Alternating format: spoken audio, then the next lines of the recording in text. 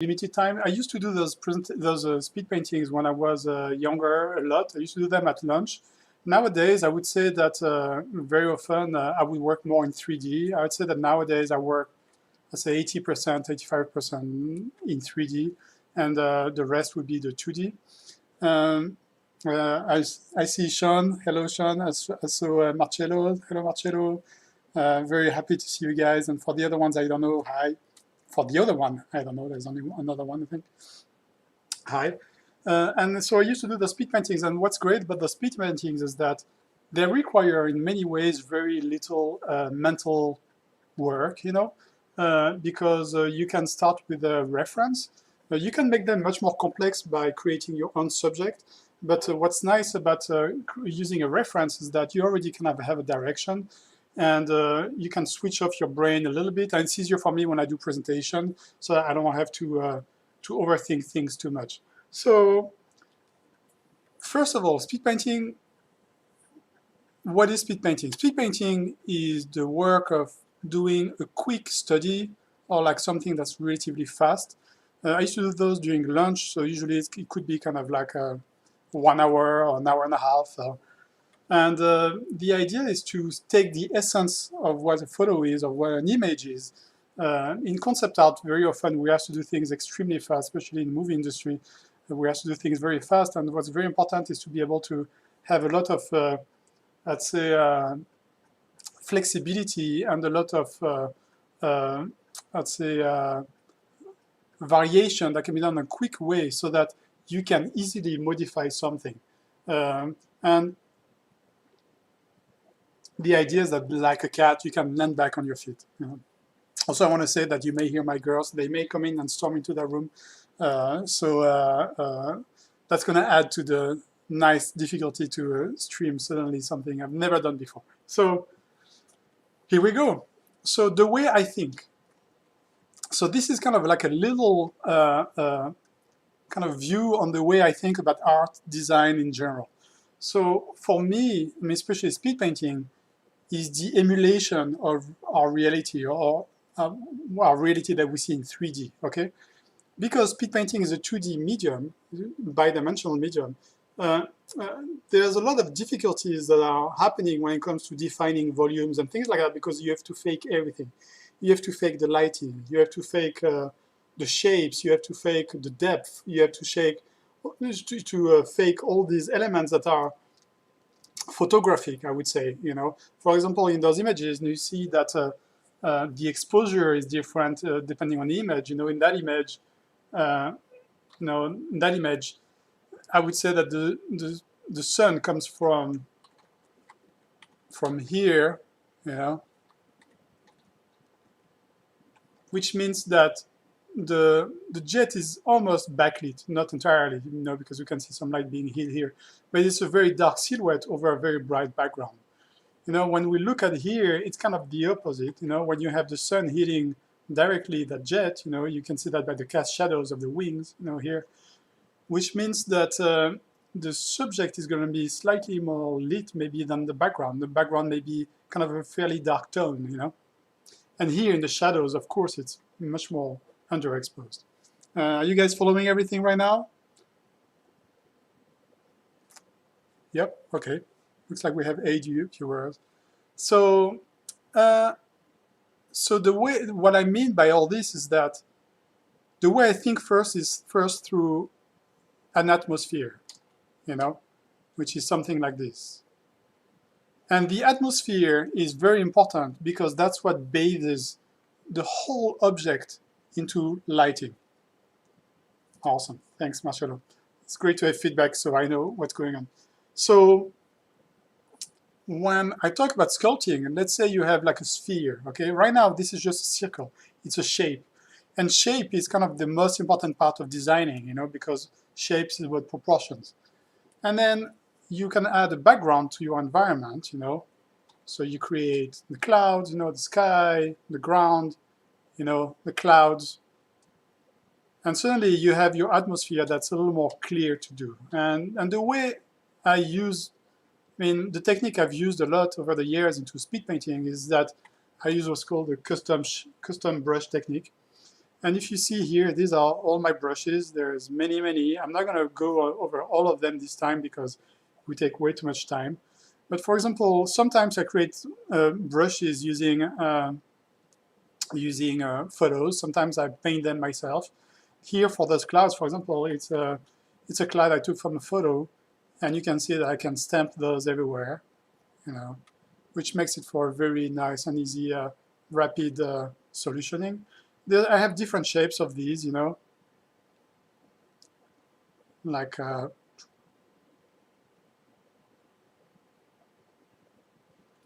this one, for example, which is massive. This one is nice because when you put it in the foreground of something, it has like a wispy effect, So that's always nice, And you can create those brushes. I mean, it's pretty easy to create those brushes. I'm not going to go into detail about this here because that's not the point of this presentation. But what I'm going to explain is what I mean by sculpting.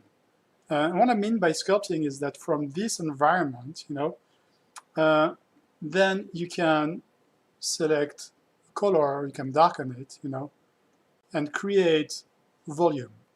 So, and it's great because our environment has already given us all the lighting information that we need, Looking at the clouds, it seems that the sun is coming pretty vertically on it, We can get the sun a little warmer, As we get closer to the sun, there's obviously more warmth, But also the other thing is that underneath, we have the ground.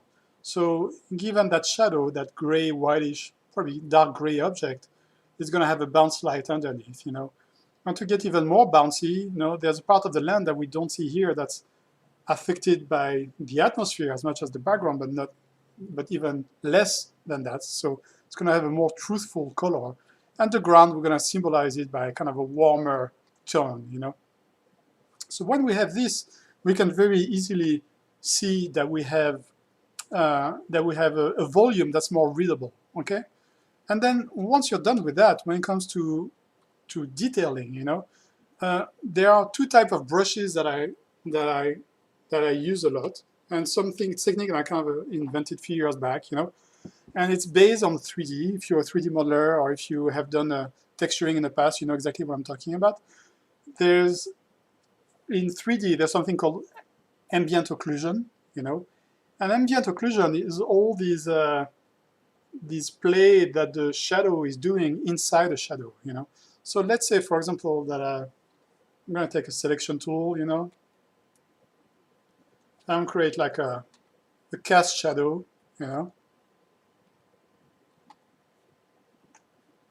Of course, this is a sphere, so it doesn't mean much because there's no wing or anything, But once I'll start working on a more complex object, you'll see what I mean. And the ambient occlusion will be probably living in the areas that are nearer to where the connections are happening. So I don't know if it's clear enough because the resolution is probably pretty low on for you guys. But this is kind of what I'm talking about, And to make it even stronger, I'm going to make like a shadow that's very affected by the ambient light, And then I'm going to exaggerate that ambient occlusion. So is that clear? Oh, share. Yes. So you want to see the brush set? So sharing the brush set. After this presentation tomorrow, I'll be sitting on Gumroad like a brush set. But right now, it will be close to impossible. This is basically 10 years, 15 years of work, and this is thousands and thousands of brushes. So we're talking about like multiple gig of just for that brush set. So what I'll do is I'll digest it in things that are easier to understand, and I'll share these over the next few days. And you can come back to my Gumroad. I'll share a link to the Gumroad at some point. It's called Pitch Dev Studios Gumroad, and I'll share some of these. So and what that means is that right now, we've just used like a cut line, But what happens if we do? I'm going to show you something, a simple shape, and you'll understand exactly what I mean. Okay, great. 720p works. Okay, it's not too bad. So this is what an ambient occlusion. So I did this using, this is just painted actually. But this is an ambient occlusion of what could be kind of some shapes, some hull shapes, where they have been dug into a hull, And the other type of brushes, I call them highlights, highlight brushes. And this is what I would call a highlight brush. So let's say we've removed the type of lighting that I created, now we're back to a square one, to something that's flat shaded. And I'm going to use a highlight brush. So now you see what I mean is that highlight brush is creating a faked volume that's positive. And everything in art is all led by positive and negative. What I mean by that is that when you're a sculptor, you either remove or you add volume. And this is exactly what this is about. Here, by adding a highlight, I'm creating the fakeness of a positive volume. Then, if I switch back to my occlusion brushes, I go in there, I'm going to create the illusion, the emulation of me digging into the volume. So I go there, I go underneath, and then suddenly you really have a feeling that there is a volume there living, and I can move it around. I have that image masked, I can pull it to the area that I'm interested in.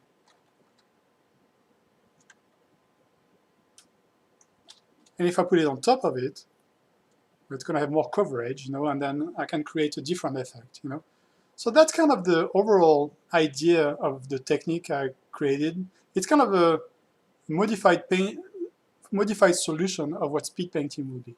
And then once you're here, it's really more about polishing. I'm going to save the file.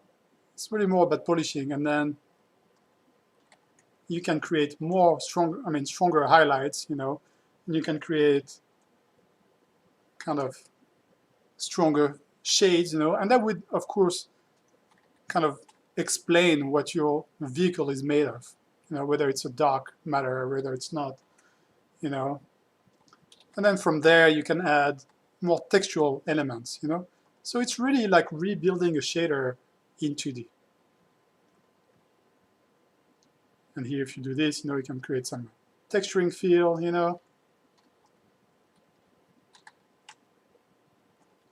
like maybe some damage, around some of the edges. I don't know if you noticed, but I also try, when I work with the object, in that image, there's actually very little pure white. The only thing that we could say is pure white, which is a mistake on my part, actually, is maybe those clouds, So to go against that, what I could do is re-expose my whole image by adding a multiply layer, and lowering it. And now I have an image that's more exposed towards the vehicle itself. And then from there, what I can do is add even more highlight, so that I change the reflective value of that object. And for that, you can go to an overlay mode, Is there a question? Exactly, yeah, it really, Sean says that it's really a good method because the brushes are separated. That's exactly right, because, when I work on a project, I don't have time to paint everything, because the schedules that are being applied to us as concept artists are always completely insane, So what I do is I create a bank of brushes based on the type of projects I work on, and with that bank of brushes, I'm able to really speed up my workflow in tremendous ways, And then you can add highlights, for the specular and the Fresnel effect, And here you go. When you're here, that's basically how I did that jet, And of course, then there's graphics, And for the graphics, I do the exact same thing. I select a piece of graphic, I copy it. Let me see. Yeah, that's the one. So I'm just going to copy it. And then you can deform it to whatever shape you want. And like I say, everything that I'm doing here is just emulating reality or 3D, basically. And here you can choose a blending mode, let's say overlay, and then I can scale this one, and maybe move it here, deform it.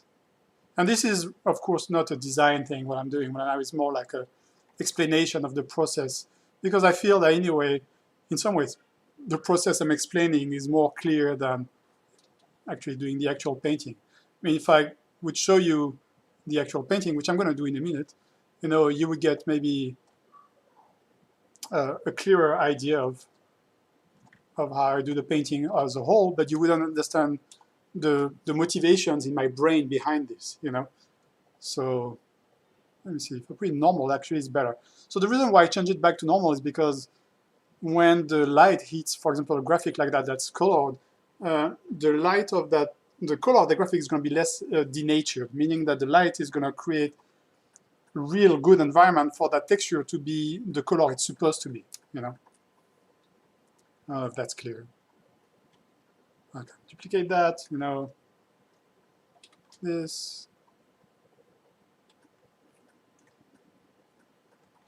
So you get the idea, And before I start the speed painting, if you have any questions right now, go ahead, and then I'll go further with it. Everybody has any question?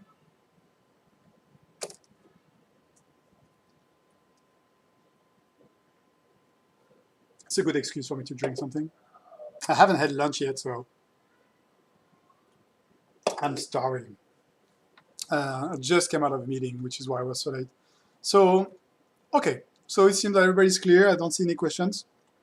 So what I'm going to do, I'm going to jump on and go more into the silhouette and design. Silhouette and design, to me, is everything. When it comes to illustration, I feel it's very dangerous to lock yourself to illustration, because illustration is just a mean to an end. Illustration is just a way for you to sell a design. So for me, design is more important, because with design, you can actually sell an idea. So, and design very often is based on silhouette and shapes. Proportions, like I said earlier on, is everything. So let's say you have a box, okay? I'm going to switch off everything else to be more clear. Design is about the relationship between that box and everything else. From the moment that you create something as opposed to nothing, that thing exists. I mean, we're going to go pretty metaphysical here. But when you're saying something, that thing exists, is that that thing now exists in relationship to everything else around it. So if I switch it off, what we're going to see is that there's nothing, then there's something. But then this leaves now a relationship to the whole white background that's outside it.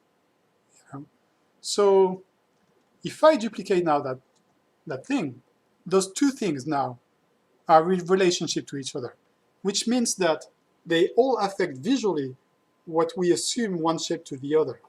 And let's say if I change that size now, well, one would say that one is bigger than the other, But one is bigger to the other is all relative. It's not objective, it's subjective. It's compared to what? This is massive compared to this, And these are considered different because they have different proportions. And the variation in proportion makes something elegant. And you've all heard about the rule of third and things like that, which I think are important, I mean, rule of third being like the screen split in multiple shapes, And then you should be composing things in there because it's more comfortable. Honestly, to me, it's more comfortable because we're away from a corner and we're not in the center. Here we're away from the corner and we're not in the center. So it's just a little less expected ocean. And it's the same thing with design. With design, let's say you have those objects, and even the way I align them, or not align them, has effect on the design itself, and the relationship between all these objects and different sizes, things like that, create sensitive design that is pleasing to the eye, which is very objective as well. But in order to do that, I personally believe that planned design is dangerous. I believe that accidental design is the way to awesomeness, you know? And the reason why I say that is because when,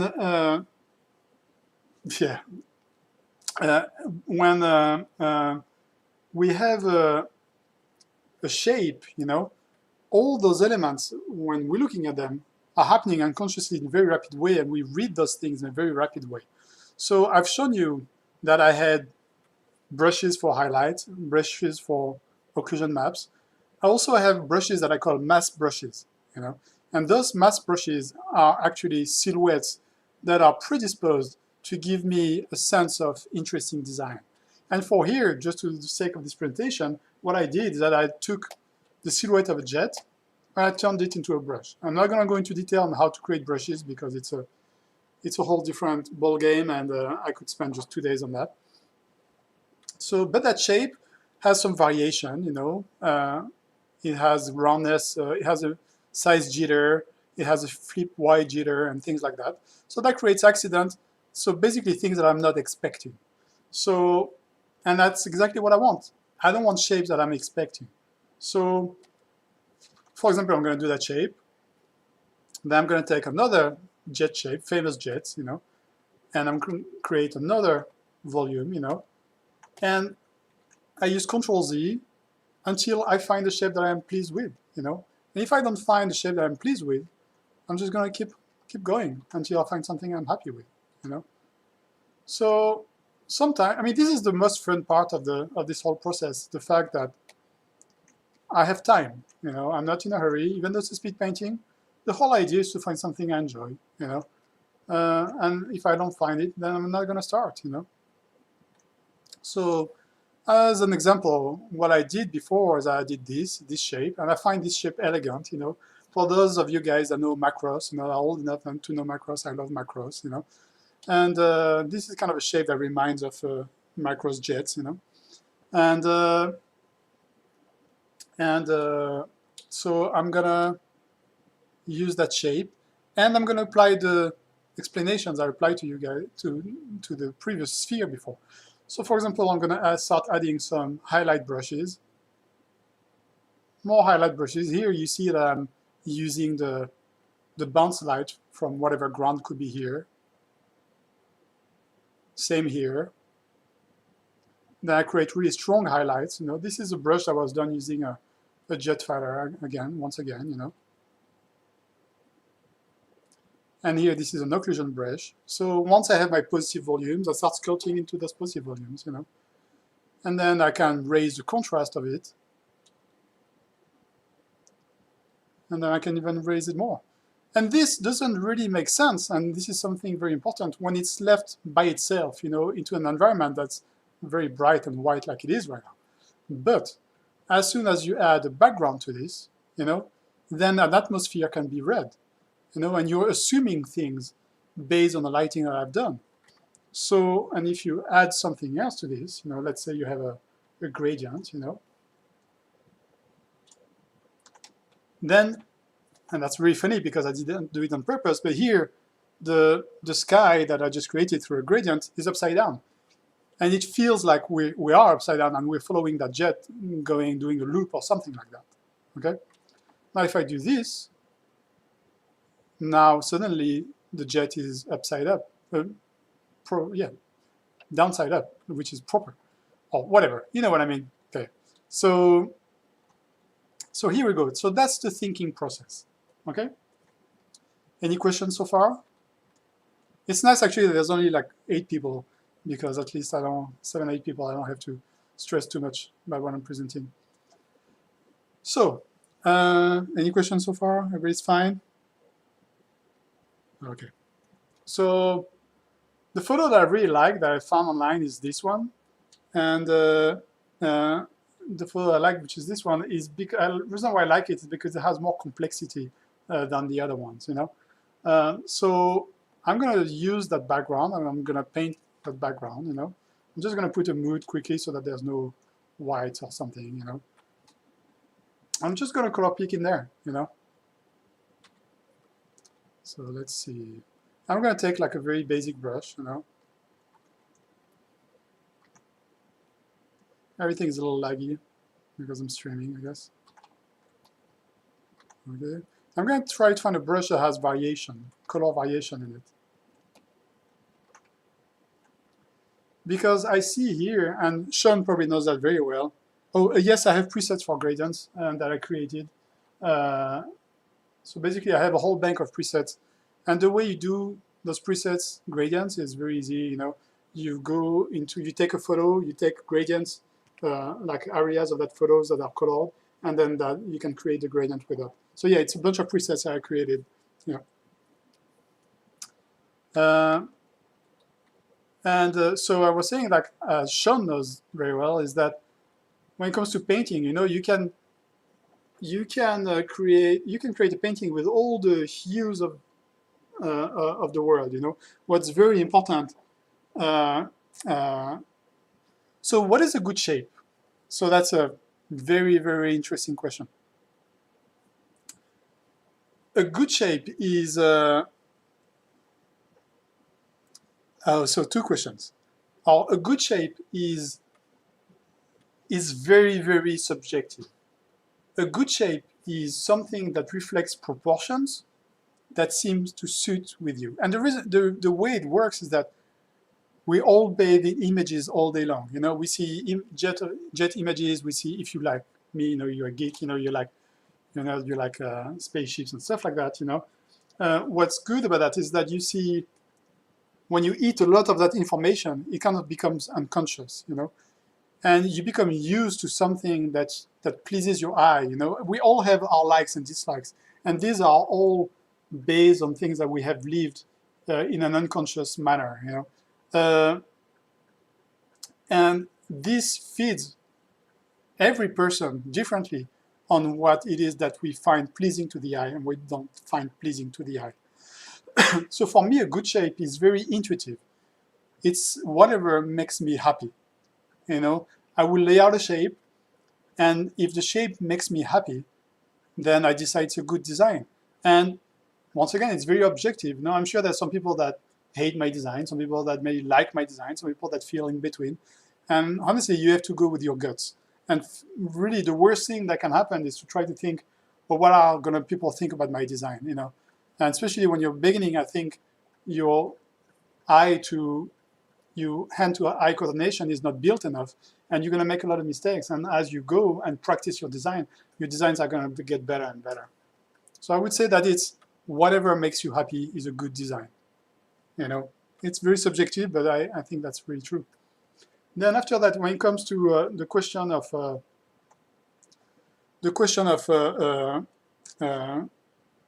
why use 3D? So the thing is that for production, 3D is the best.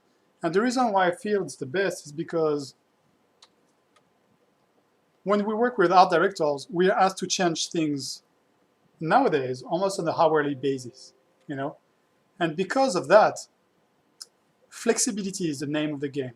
Because if I have the ability to change, I would change things really quickly. If I don't have the ability to change things, and when you're in 2D, you're locked with what you have, you know? You are stuck with what you have, and if the art director asks you to do another angle, it's too late. You know, you have to rebuild everything from scratch. You know? So that, I would say that's the biggest drawback to 2D. And nowadays, the pipeline of a movie or a video game is so much inspired by a 3D environment, because like I said at the beginning, we're all trying to emulate reality. Reality is in 3D. So 3D is the fastest way in order to get to a design and to have that design be flexible and variable in terms of production value, so that we are able to modify at the will of the director or the art director what is necessary. Hope that answers the questions. But yeah, I agree that to a certain extent, to lay out an idea rapidly, 2D still in some ways faster, but I don't know for how many years more. You know, I think this is going to change pretty rapidly over the next few years. Also, the other thing I like about that photo is the composition, you know, and So I'm going to steal that composition a little bit, you know, because it has a very stark, very aggressive composition, you know.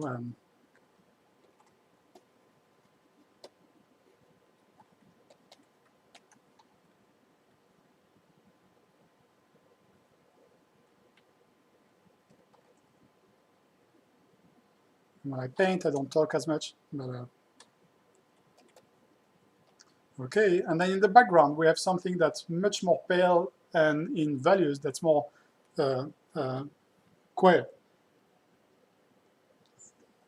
Yeah, totally agree, Sean. Exactly agree with what you say, Sean. It's very relative. I mean, now to find like a universal design that's pleasing is kind of hard, you know, because you really have to evaluate that. And once again, it's very relative. And to find something that's universal, I think you have to go down universal roads, you know. And in some ways, it is kind of what I'm doing here, you know. So what I'm doing now is that I'm just creating noise patterns in the background the same way I read them here. And what I mean by that is that I'm simplifying what I'm seeing here and translated it through the blender that my brain is. My brain is kind of like everybody's brain. It's like a blender of ideas, you know. And what I'm reading here is what I'm trying to sell here, you know. And I'm creating using those tones, you know. But if you look closely, you know, every single one of those brushstrokes has a different color set thanks to color dynamics, you know. And that makes a big difference, actually. Here, I'm going to use more of the bright, you know, and create some of that noise pattern so that we have the feeling that there's more complex things happening in the background. And here what I'm playing is with various edges and various sharpness and blurriness and things like that, which is something we'll talk after about, you know, later, which is when it comes to emulating the look of reality, you know, it's really about photographic settings, you know, exposure, lens choice, all that stuff, which is like another whole ballgame to talk about. Now that'd be a really long discussion, you know. Yeah, so that's where I'm going. And here I'm just trying to find pleasing patterns and shapes that I find agreeable, you know. Okay. And my background could be a little brighter, you know, and that's where I'm going to start going a little further away, you know, from the reference and start doing my own things, you know, because I want to exaggerate some things, you know.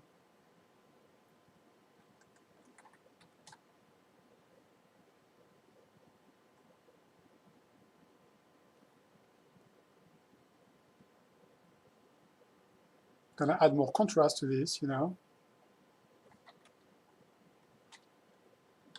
Okay, and then from there, I'm gonna add another layer of brightness so that I can focus a little more on the silhouette of my vehicle before I integrate it to that world. So I'm gonna use the silhouette that I've done here because actually I'm gonna try something and see what happens. Hopefully it won't be a big failure. And let's see if I can create some interesting shapes.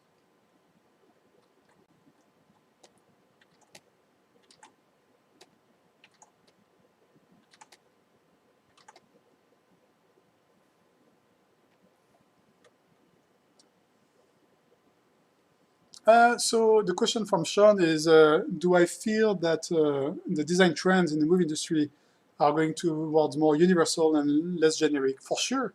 I think it's a tough balance for art directors, you know, because you want to find something that's not going to shock too much the viewer, but at the same time, that's going to be able to excite people.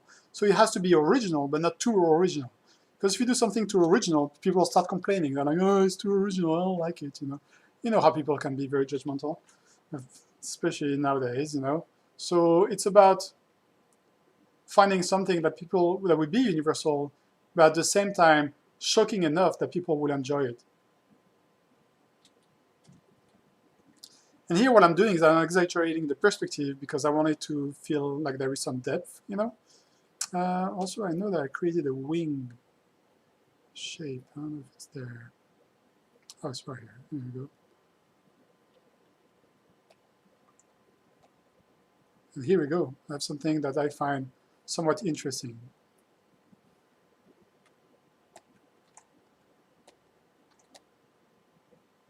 No, don't like that. Maybe this.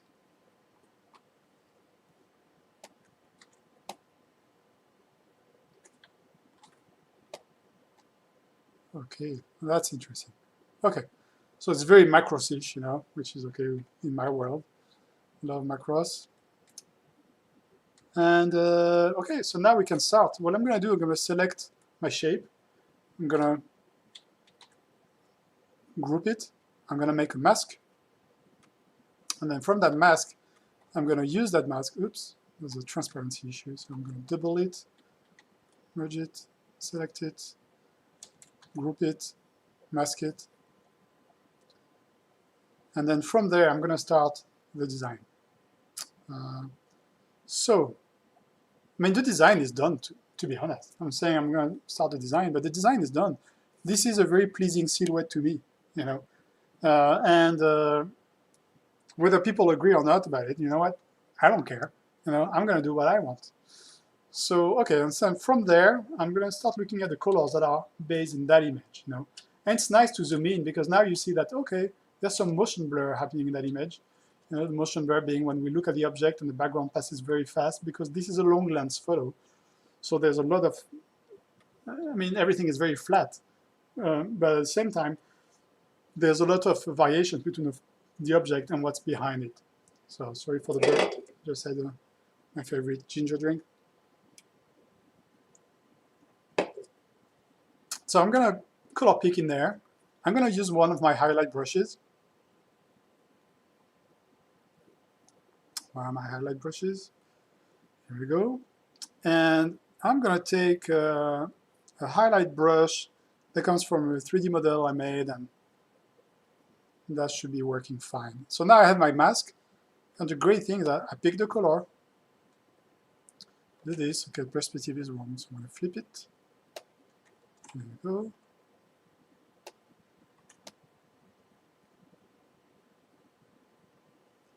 And that's cool. Maybe that'll be better here. Okay, I'm not too crazy about this, so I'm going to try another brush. And the reason why I'm not crazy about it is because the lighting doesn't match the photo. So, and I want to make sure that my lighting kind of matches the photo. So I'm going to use something a little different, see what happens. That kind of matches a little better.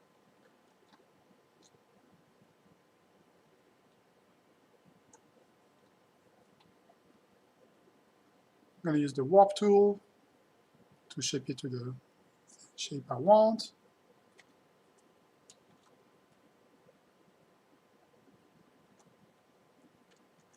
Okay, that works kind of better. But I'm still not crazy, so let's see what I can do. And this is the process that I go through. You know, I go through a process of trial and error until I find something that pleases my eye. You know, and like I say, it's very subjective. You know, but it is what it is. I'm gonna try this. Okay, that works better. Flip it. It has a nice volume to it. Yeah, that's cool. I'm going to start working on the inside as well. I just need some color variations in the inside so that there's that bluish tone, you know, that it's going to feel a lot like it's bathing that silvery jet into a blue light coming from the sky. And here for this, I'm just using an airbrush, as you can see, you know. I try not to use something that's too bright yet, because I want to make sure that I don't lose the silhouette, because the silhouette is driving my design. And I want to make sure that I don't kill my silhouette.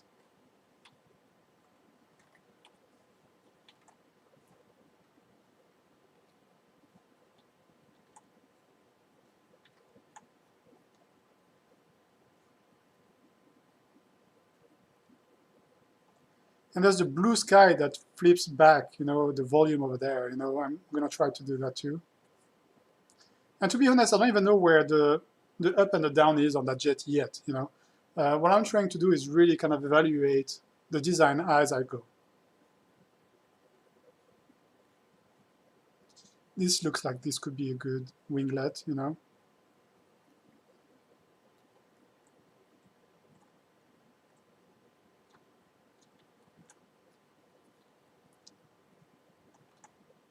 And here I'm using like a very pure white because I'm trying to read the volume more and more, just to help me. I don't know if I'll keep it, you know. It just helps me to read the overall shape of the vehicle.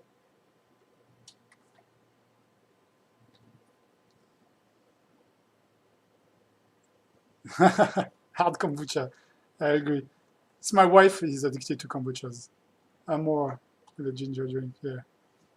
So here we go. And then from there, I'm gonna start adding another volume, you know, see what happens. And then from there, I'll start digging into it. So here.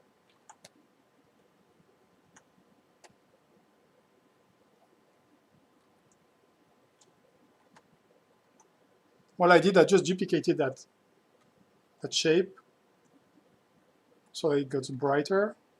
I'm lining it up with the overall design to something that I like.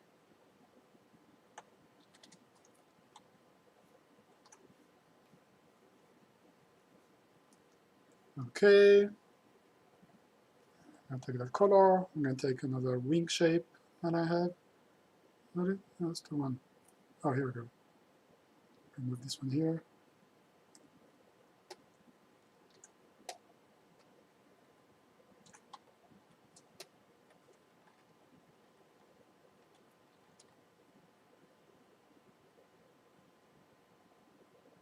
And I could take directly the photo, you know, but what I like about this technique, as opposed to photo bashing, is that it's kind of a photo bashing, you know. But what I like is that it creates more accidents, you know, and that's exactly what I'm after here, is recreating accidents.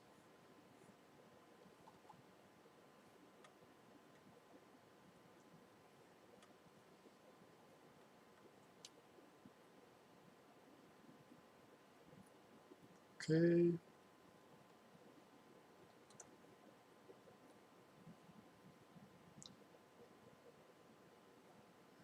This. This. I really like how the wings in the back are receding into atmosphere and turning blue. It's really cool. And I'm going to emulate that even more. And I'm going to do that. I'm going to do this. This. And from here, I'm going to create, yeah. So the question is, how many paintings do I do for a film project a day? So really, I mean, paintings is a relative term because nowadays I would say it's more, it's not really paintings, it's more 3D renderings, you know, or not for the most part, but in big part. So I would say that nowadays it goes between 1 and 10 images a day. That's the new normal. It used to be much lower, but things have changed tremendously over the last few years. I would say that now that would be kind of the norm, between 1 and 10 images. Okay, so this is shaping up actually pretty well. Usually it's a massacre when I do presentations, but it's actually shaping up pretty well. I'm going to save this.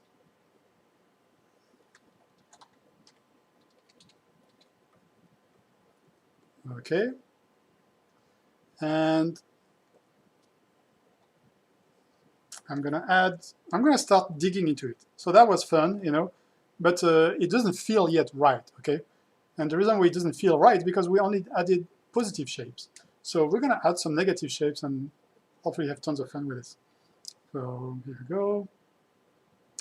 Take details, occlusion maps. I'm going to go there. I'm going to take that one. Let's take something super aggressive and super over the top, because why not?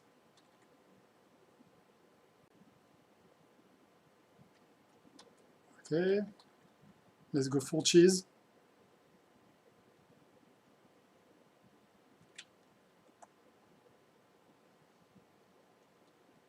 Where am I going to put it? I have no clue. Okay, that's pretty good here. Okay. That works pretty well.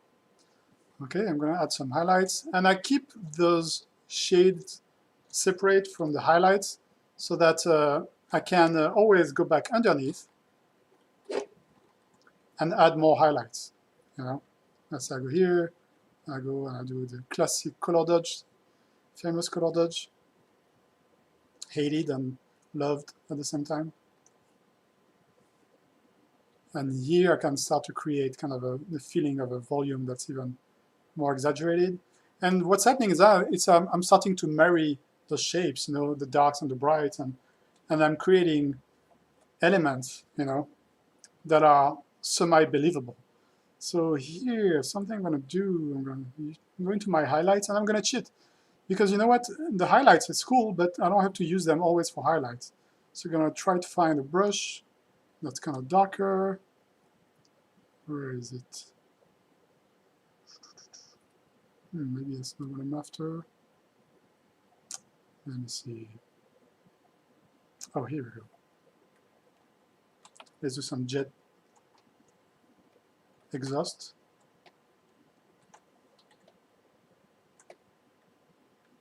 It looks like Mickey Mouse.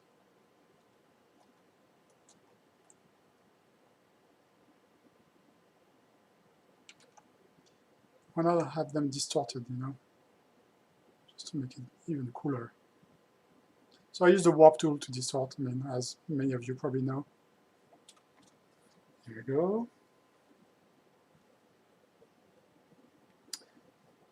Yeah, and yeah, smart man save often. I actually hadn't saved for a while, so that's what happens in those presentations. Very often you forget the very basics.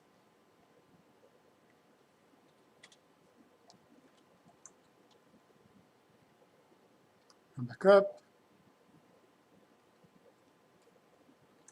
Let's see what that looks like. I'm gonna blend that shape into this shape.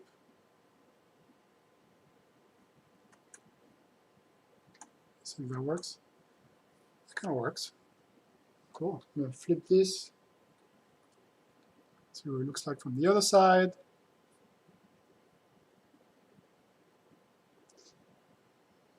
That's cool. So now, just for my own sake, you know, and the readability of the image, I'm gonna have a little bit of fun, and I'm gonna just use the background, duplicate it, merge it. Oops. And I'm gonna do a motion blur.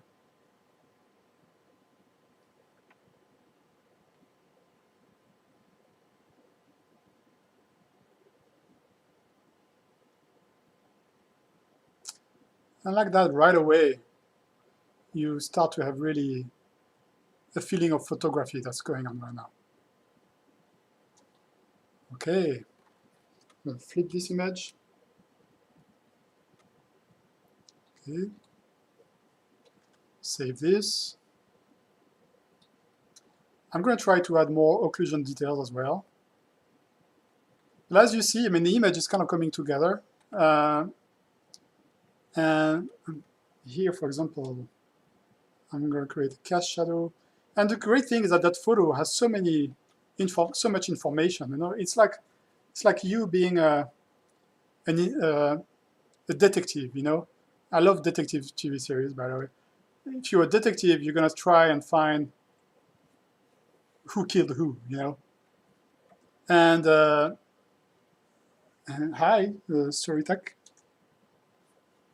And I'm going to try here to evaluate everything that I'm seeing and try to evaluate it and see what it means exactly. So here, those cast shadows are very sharp, meaning that the sun is very bright. There's not that much atmosphere.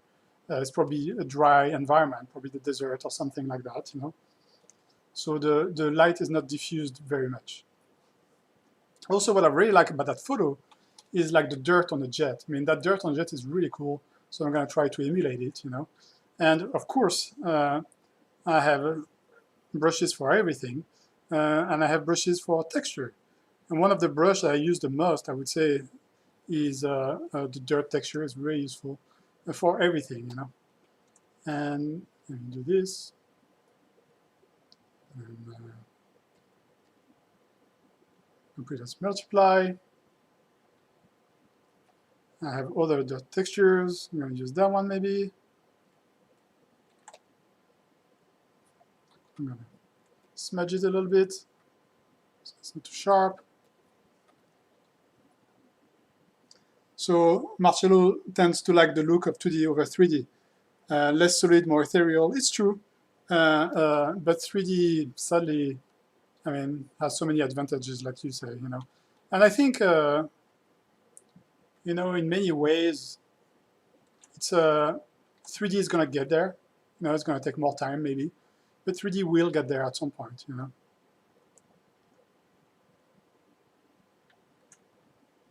So something is bothering me in that design is that because of the brush, there was a mistake that was done, is that the volume is not perfectly in line with the vehicle itself. So I'm going to fix that. I'm just going to fix the group itself. So the mask. I'm going to fix my perspective just right there.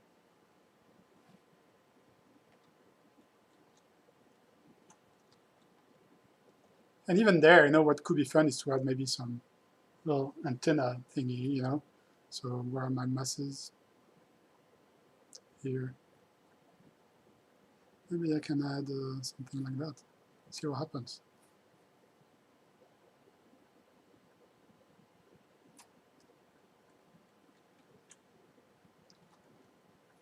And you see, I just changed the mask. I didn't change anything else, you know. If I do this, you know, what happens if I keep changing the mask, you know?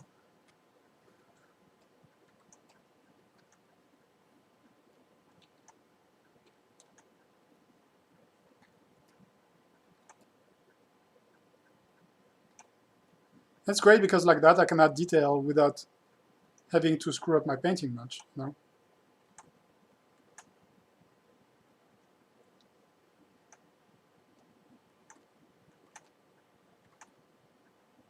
There was a hole in the mask here that was bothering me, so I'm just fixing that.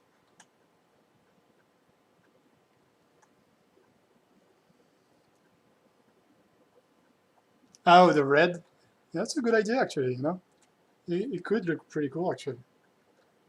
That's a very good point. And that's the thing, is like accidents, you know? They drive a lot of the things that we see and a lot of the things that we evaluate, you know, and it's very important to not let them disappear, you know, and to be too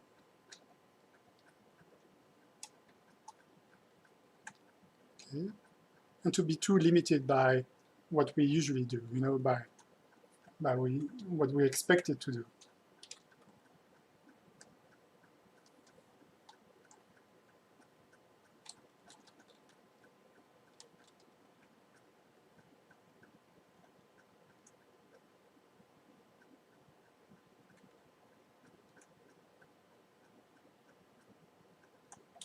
There we go.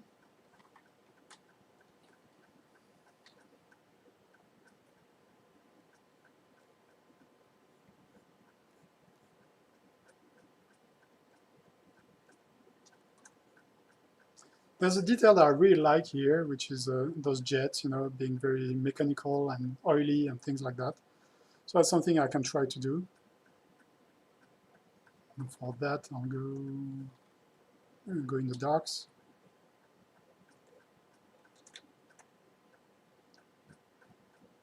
Multiply, and that's the one.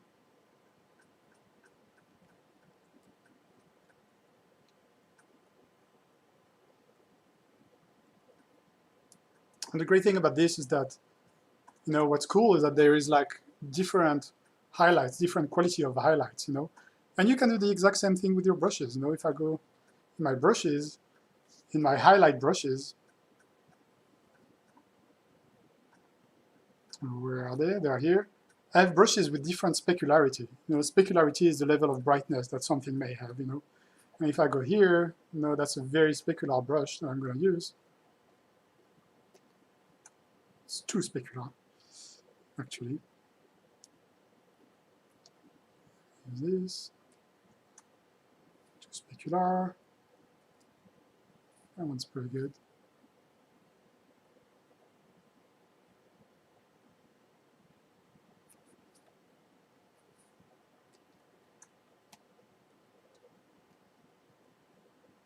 You see, with this, now I have really a shape, a silhouette that's defined not only by its shape and things like that, but also by its specularity.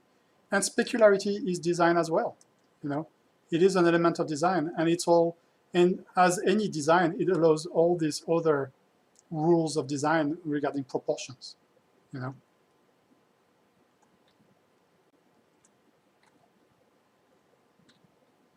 And what's great about the reference is that if you look at the reference, it also has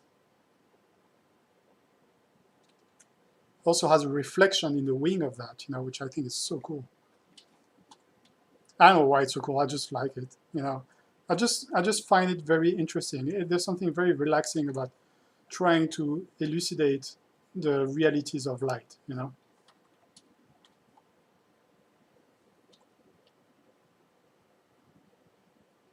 So the question is, do you find paint overs help loosening up the stiff synthetic look of 3D? Yes, very much so. Also, depending on the time constraint, you know, I tend to sometimes leave the 2D to something that allows me to go faster, you know. So if there is something that doesn't deserve to be done in 3D, I just do it in 2D, you know. Whatever tool works best, you know. But yeah, 2D very often has the way of helping with the the stiffness of 3D, definitely. And see here, I'm once again faking ambient occlusion using my airbrush, you know.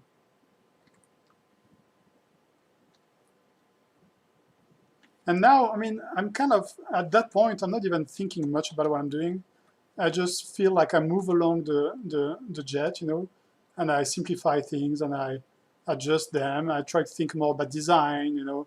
Would there be a cast shadow? It doesn't really make sense, but here to have a cast shadow. But so I'm gonna have to soften it a little bit.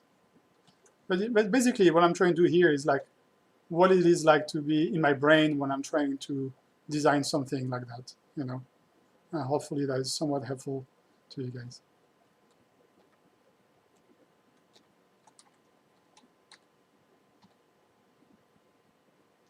So this is facing us, so it's probably actually much more lit than what I did it. It's more something like that.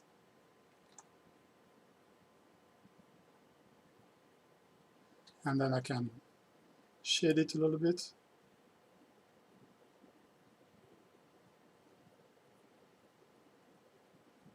I'm using this.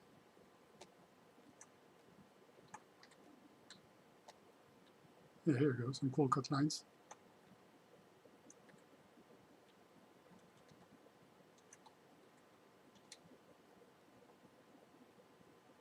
And then once you're there, you know, you can most definitely customize everything, you know. And you notice that now I zoomed in closer into the image because I'm thinking more about details. But I wouldn't go into those details if I hadn't been happy with the rest of the image to start with.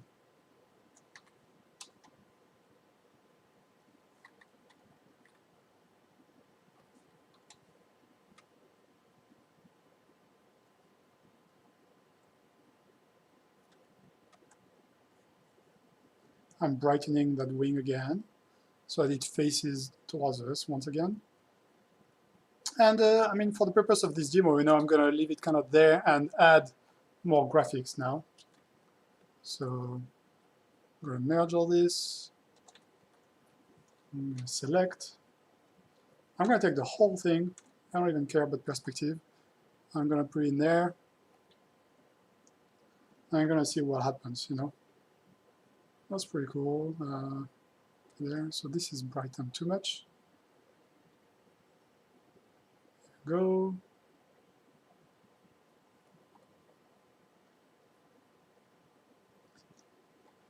Duplicate this. Oops. See if I can find something else that's interesting in there. Very cool. I'm going to distort it a little bit so that it fits more into the perspective. I'm going to duplicate this. I'm going to dirty it up.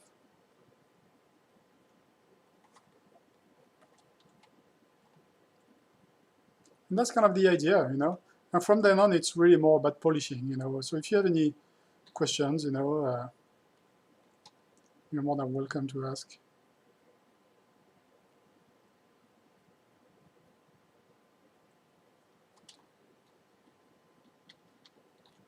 It looks like there's more people, so I'm going to keep going on that painting a little further. And once again, here, I'm just really emulating what I'm seeing here, you know, what I'm seeing in that thing, you know. So, and I'm having fun with the shapes, and basically, the whole idea is really to try to keep having fun.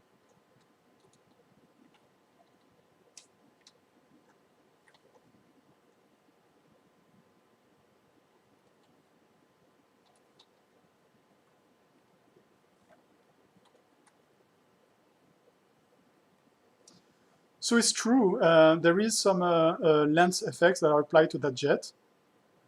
And I can do that, but I would really keep that towards the end, because it may, I mean, I want to be able to go back and forth for now. But like the last compositing pieces, adding depth of field and things like that, things that I tend to keep for the end because of the danger associated with them. When you're doing that, you are basically flattening the layers, you know.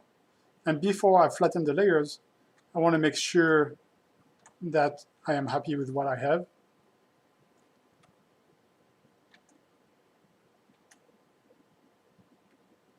Okay, so now I have this, and this. Oops.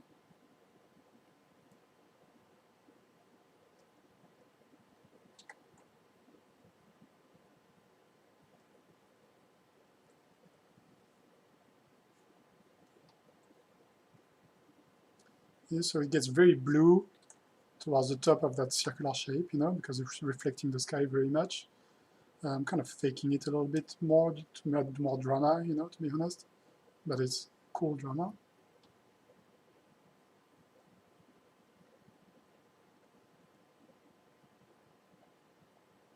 There we go.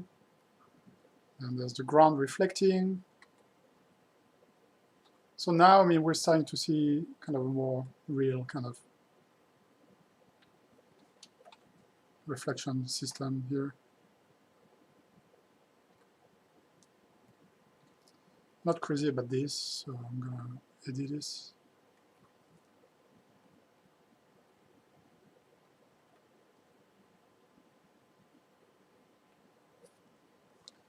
From there,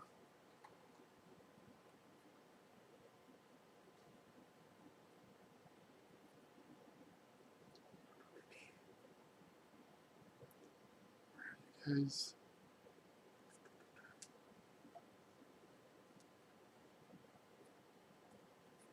I'm gonna use that highlight brush. So once again, I mean, I'm go back through the whole process, but the whole process is atmosphere, highlight, occlusions, and then details, you know.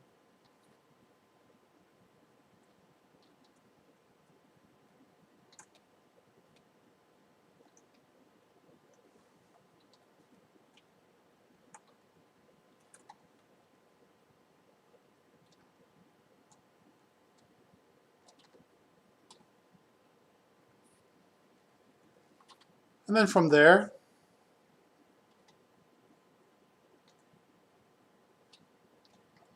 you can add stuff like jets. So advice to self-taught beginners. I would say that the self-taught beginner, I'd say that nowadays, you know, there's really a huge mass of talent, you know, that happens when it comes to classes and stuff like that you can find. I mean, I highly recommend John Park, you know, classes are amazing. I love John Park, a really good friend of mine too. But I would say that the best advice is like, you know, and Marcello who's here knows that about me. I love I love I love sailing, you know, windsurfing, and I mean windsurfing is really freaking tough uh, sport. But the only way to get better at windsurfing is to just do it, you know. And a lot of time, you know, very often like young students are a little worried and afraid and things like that. But the thing is that the only way you can kill that is by doing things. And the more you do it, the better you'll get, especially if you're smart as you do the things.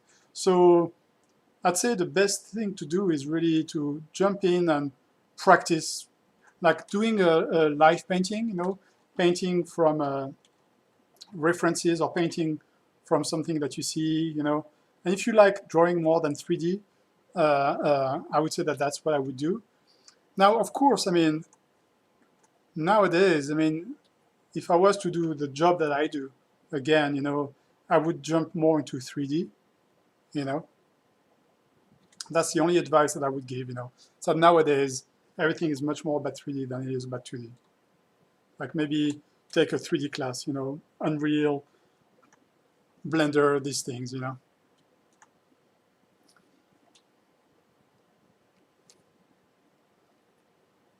So now that we're here, this one is a little too much, maybe. Yep. So now that we're here, let's see. It's interesting. Okay. What we're gonna do is add really the detail stuff, you know. So type of details is like some vignetting.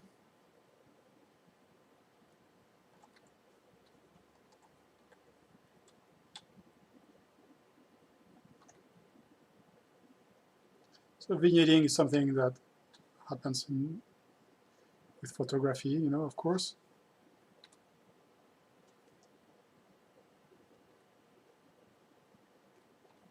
I feel that compositionally something's missing underneath, you know. So you know what I'm gonna do? Boom. I take this. See how that fits underneath.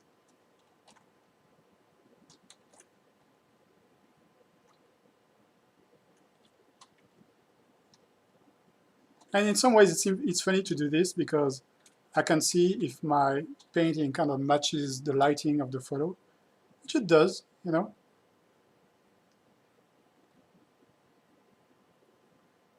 But you know what? I'm going to paint it just because it's more fun.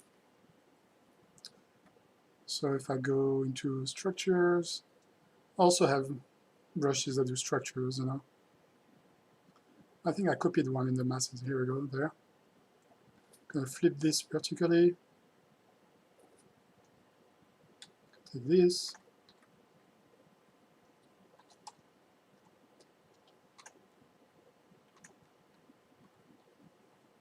That works pretty well.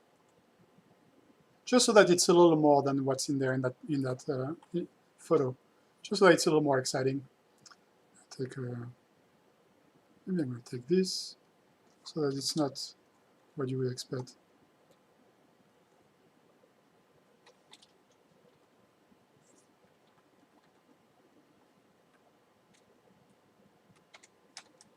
And you know, the way I think in 3D is very similar to the way I think in 2D. So all these systems, these tricks that I'm using in 2D in terms of design, are exactly the same type of tricks that I use in 3D for myself. And you see here right away, instead of having something that's kind of expected of a bomb or whatever, I have something that's right away much more interesting. I'm not sure where it is now. Some kind of balancing radar-ish thingy bob. I'm gonna mask it, I'm gonna group it, boom, boom, boom. I'm gonna steal from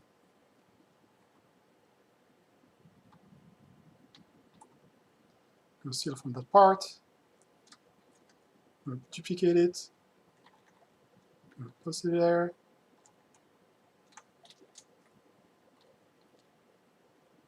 Use this.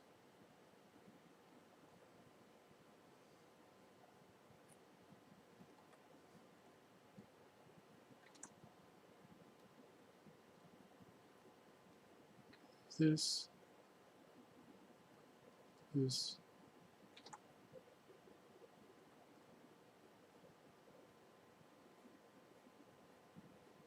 And you see, I'm just replicating exactly the system that I told you about when it comes to those when it comes to the volumes and the sphere that I told you at the beginning of this presentation. You know, more of the sky reflecting into that thing.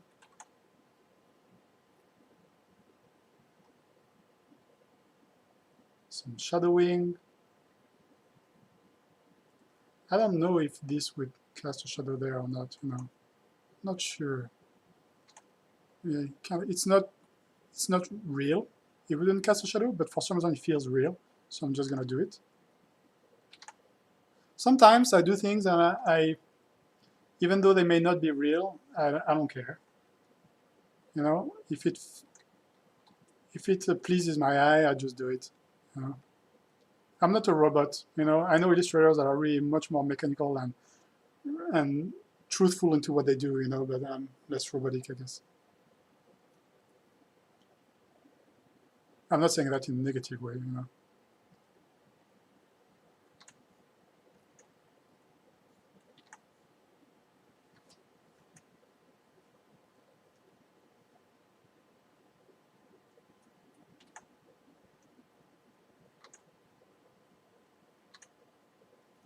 And from there, just gonna do a few shape explanations.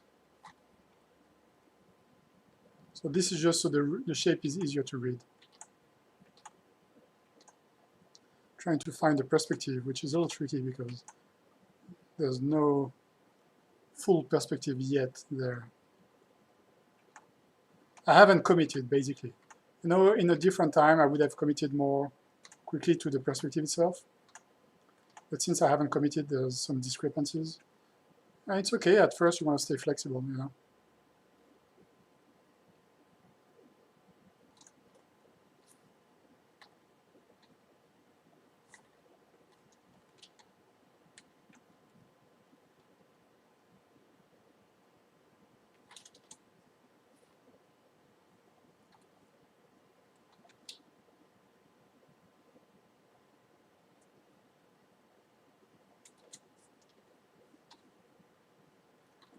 And here you go. It's kind of a hard to read volume, but if I had more time, I would define it further and further, basically.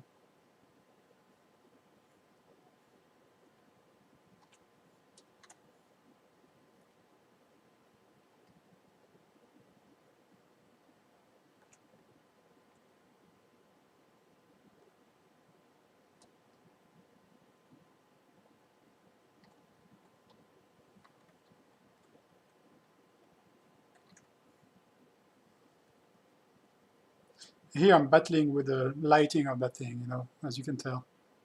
Maybe that's more where it should be. Maybe it's just under the... It's reading the depth. That's kind of difficult. Here we go. That works. I knew I was going to find it.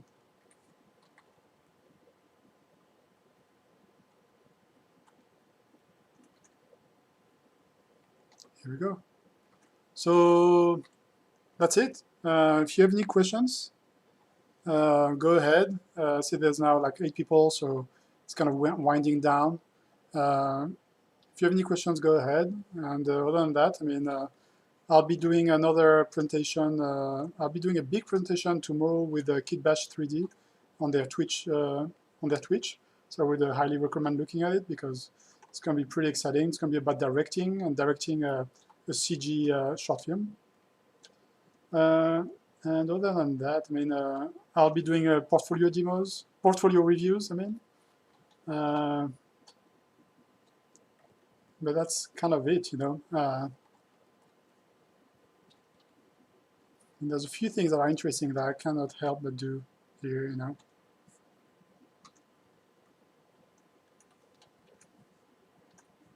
Because it has to be done.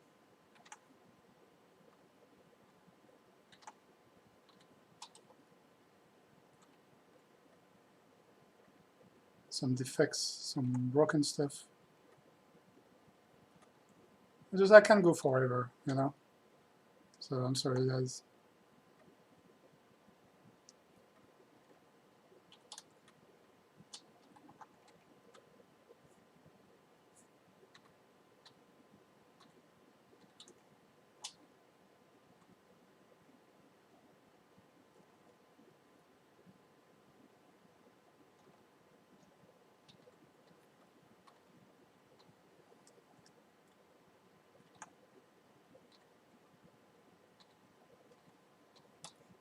One thing that's missing really is kind of like the idea of a cockpit or something. I mean, it could be a drone, I guess. Nowadays, cockpits are so old school. But, so we could fake some kind of cockpit, you know. Yeah, Sean likes that part. For me, it's a hard sell, you know. I'd say that I do like the polishing, but it is not my favorite. My favorite is kind of the beginning part, the experimenting with the shapes and things like that, you know. Oh, but this is getting fun, actually. It's getting hard for me to stop.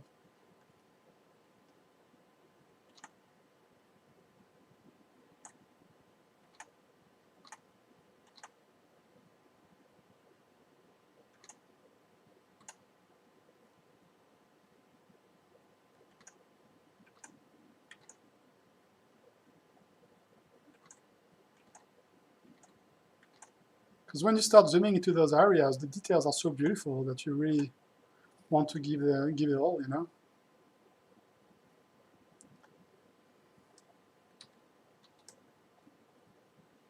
It's kind of a love for lighting, you know, in some ways.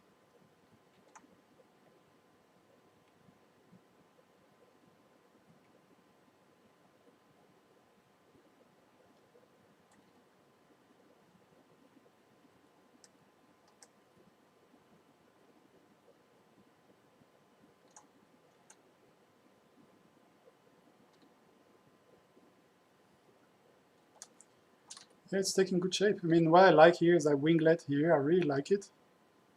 And I think it deserves its own love, you know. So, which means that they should probably have some kind of symmetry there.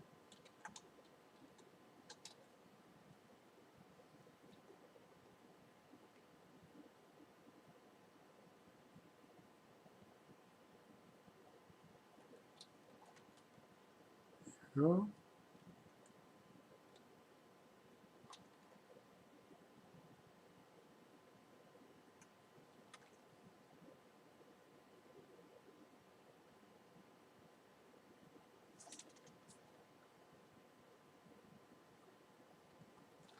Of course, we can do a shadow behind it. The super blue shadow, because it's by itself over there, so it's very affected by the atmosphere. Save it.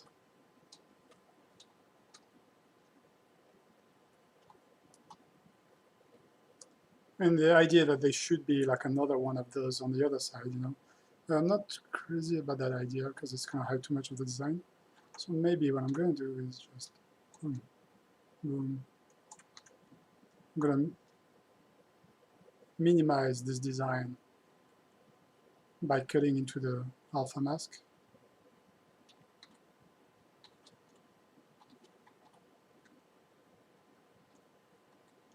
Here we go.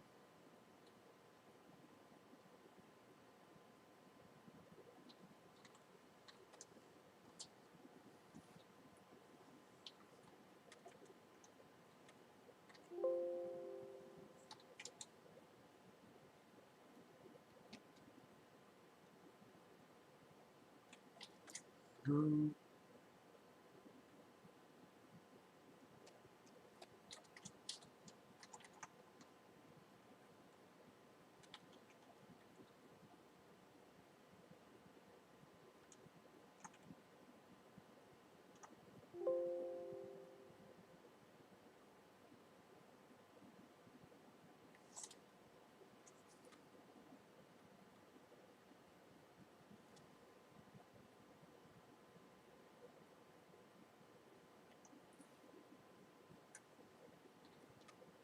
Here we really need something different working here, so I'm going to fix that. because the perspective is kind of mangled here. So I'm going to fix it by faking it. If you can't fix it, fake it.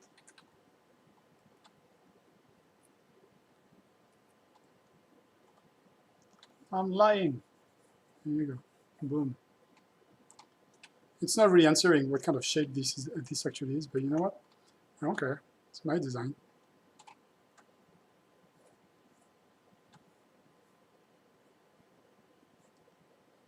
It's working.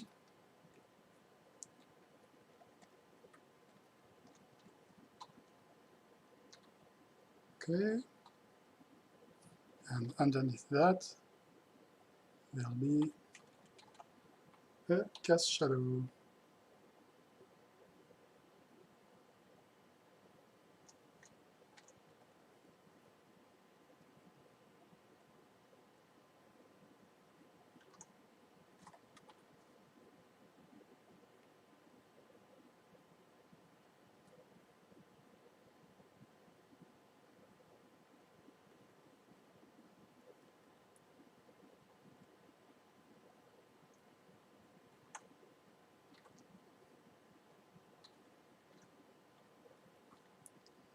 Wing.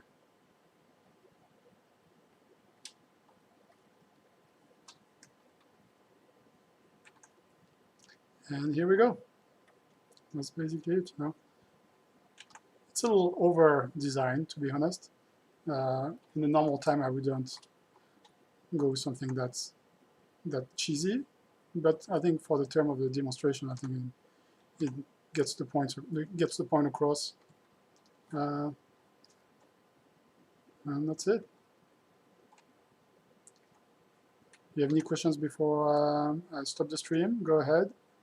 If not, I will see you on the other presentations.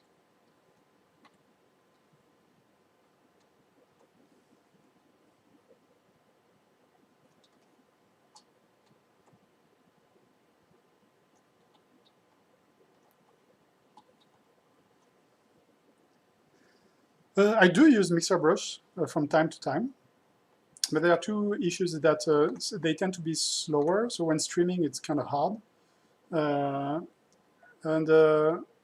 But yeah, I do use them from time to time or regularly.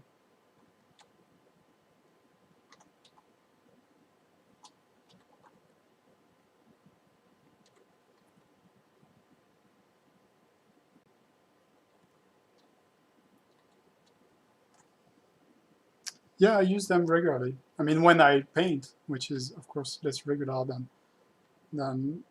it used to be, you know.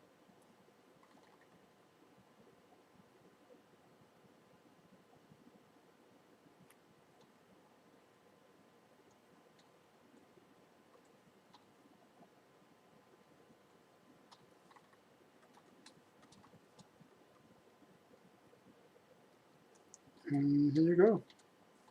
Hope that wasn't too boring. And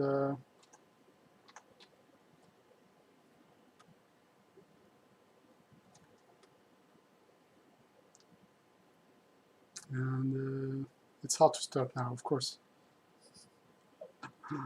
Once you start something, it's really hard to stop it. But there you go. I'll post the final one soon. I mean, but honestly, I'm not going to change much about this design, you know. There's a cast shadow of the other wing there. But that's pretty much it. Thank you so much, guys, for sticking with me for so long and for your patience. Oh, well, when it comes to performance with Photoshop, what I do is that I tend to work on earlier versions of Photoshop. I upload the new one, but I work on the older one. You see, this one, for example, is not the latest version, but I use that, you know. So I tend to have two versions of Photoshop installed on my computer. The latest, and the non-so-latest. That's the way I solve that problem.